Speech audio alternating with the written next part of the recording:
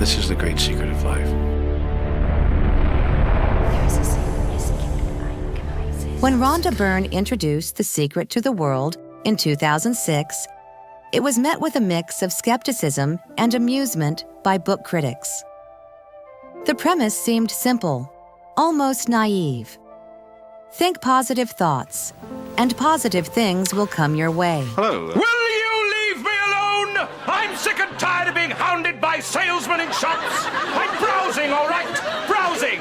At the end of it, I might buy something. I might not.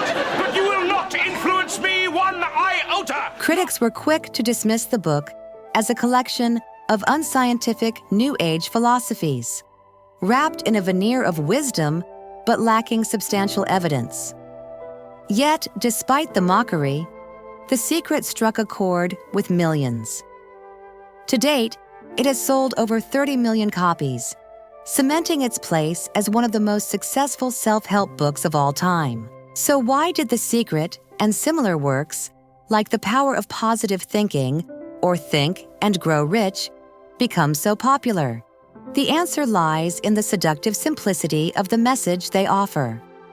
These books paint a picture of a world where the only thing standing between us and our dreams is the intensity of our focus. If we believe hard enough, if we pretend that we already possess the success, happiness, or love we desire, it will somehow materialize. This idea is undeniably appealing, especially in a world full of uncertainty and challenges.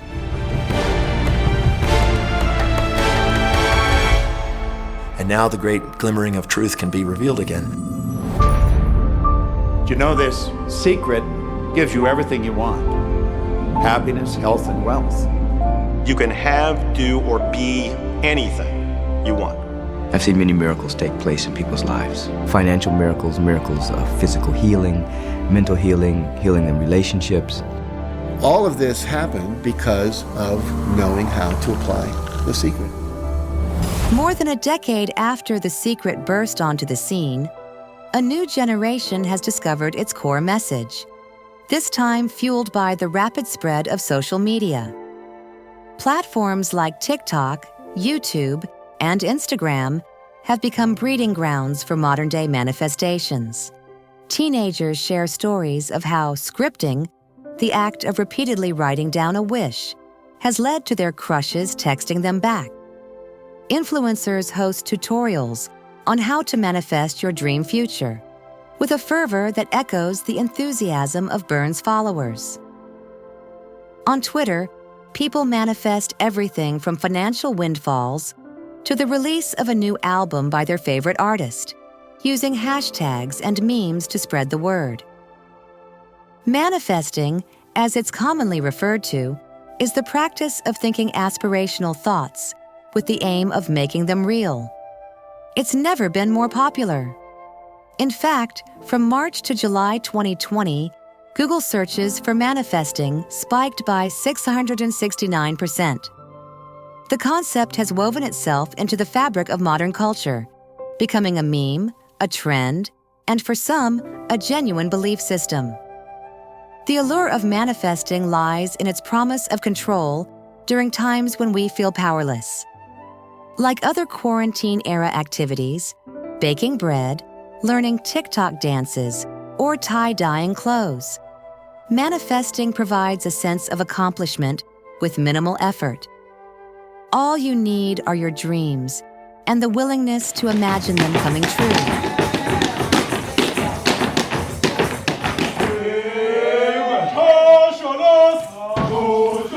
But the practice of manifesting is not without its contradictions.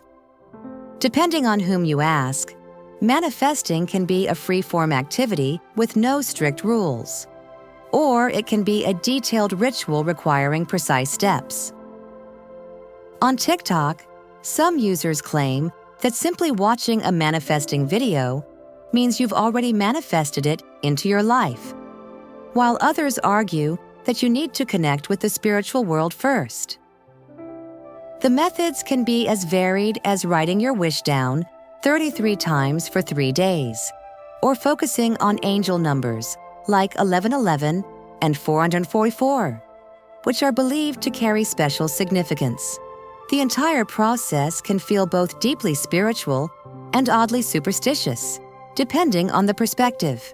This blend of spiritual and mystical elements has roots that stretch back to the 19th century New Thought movement, which popularized ideas like creative visualization and spiritual healing.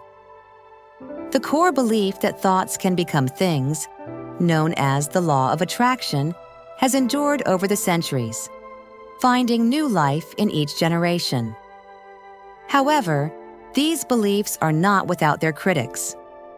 The idea that illness or hardship is a result of negative thinking can be harmful, leading people to blame themselves for their misfortunes. Even today, many Americans, about 6 in 10, according to a 2018 Pew Research study, subscribe to at least one New Age belief, such as astrology or the idea of spiritual energy in objects. The rise of social media has only amplified these beliefs, allowing them to become more mainstream and, at times, commercialized. Witches on TikTok, for example, have sparked debates by spreading rumors about hexing the moon, while retail giants like Urban Outfitters and Sephora have faced backlash for selling one-size-fits-all occult products that appropriate spiritual beliefs. The mainstreaming of New Age and pagan practices has been a boon for social media influencers and self-help gurus who offer guidance on everything from manifesting to crystal healing. Take Taylor Simpson, for example, who describes herself as a priestess of light on Instagram. With over 100,000 followers, she offers courses and masterclasses that teach women how to manifest money, love, and happiness. Her approach, which combines spiritual jargon with practical advice, has resonated with thousands despite its esoteric nature. Yet, while manifesting offers hope and comfort to many, it also has its drawbacks. Psychologists warn that relying too heavily on positive thinking can lead to complacency, preventing people from taking the necessary steps to achieve their goals. The idea that thinking alone can change your circumstances is not only misleading, but can be dangerous, especially for those with mental health issues like anxiety or depression. These individuals might misinterpret their negative thoughts as reality, further exacerbating their condition. German academic and NYU psychology professor Gabriele Oettingen has extensively studied the impact of positive thinking. In her book, Rethinking Positive Thinking, Inside the New Science of Motivation, she explains that while positive fantasies can make us feel good in the moment, they often drain the energy we need to actually achieve our goals. Her approach, called mental contrasting, encourages people to focus on their desires while also considering the obstacles in their way. By acknowledging challenges, we can develop more effective strategies to overcome them, rather than simply wishing them away. So, does manifesting work? Perhaps that's not the right question.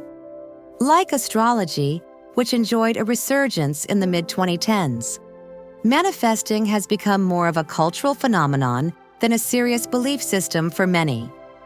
It's something to explore, to joke about, to share with friends, whether or not you truly believe it will change your life. But as with any trend, there's a danger in embracing ideas without a critical eye.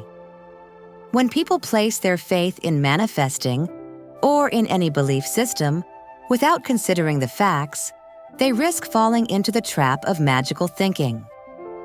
This can be harmless when it comes to something like manifesting a better year, but it can also lead to real harm when people start to believe that their thoughts alone can cure serious illnesses or solve complex problems. The rise of manifesting reflects a broader trend of people seeking meaning and control in uncertain times. As traditional sources of comfort, like organized religion and psychotherapy, become less accessible or less appealing, practices like manifesting fill the void. They offer a way to feel empowered, even if that empowerment is, at times, more illusion than reality. In the end, manifesting, like any form of positive thinking, has its pros and cons.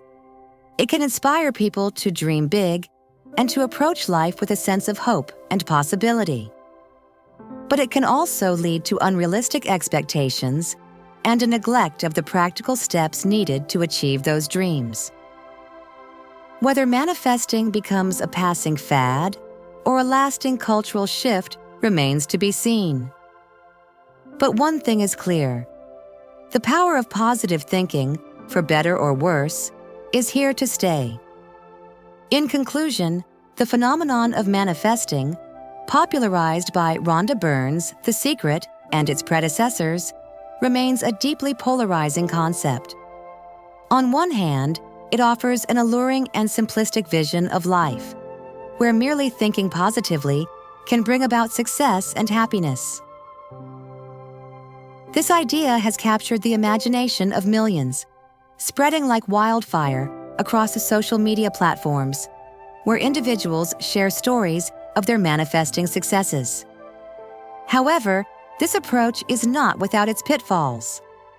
Critics argue that manifesting oversimplifies the complexities of human experience and can lead to dangerous consequences, particularly for those struggling with mental health issues. Positive thinking alone cannot overcome real-world obstacles, and relying solely on manifesting can foster complacency and hinder genuine progress. Moreover, the rise of manifesting reflects a broader trend where traditional religious beliefs and practices are replaced by more individualized and commercialized spiritual experiences.